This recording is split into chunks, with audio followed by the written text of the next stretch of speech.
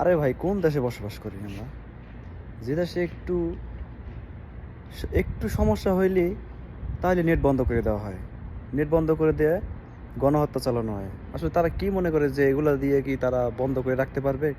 মানুষ কি ভিডিও করবে না? মানুষ কি পরে নেট পাইলে ছাড়বে না সেগুলা? আপলোড করবে না ফেসবুকে? কি মনে করে যে তারা এই যে কারফিউ জারি করার পর নেট বন্ধ করে দিল, এই সেই অনেক কিছু করে দিল। আর ছাত্রদের ঠেকা পড়ছে, যারা আন্দোলনকারী তাদের ঠেকা পড়ছে যে সমুদ্রের নিচে যাইয়া সাবমেরিন কেবল কেটে দিছে। মানে ফাইবার অপটিক্যাল যে কেবল ইন্টারনেটের, সেটা কাটে দিছে। তাদের ঠেকা পড়ছে। মানে ছাত্ররা তো সরকারিভাবে পেয়েছে।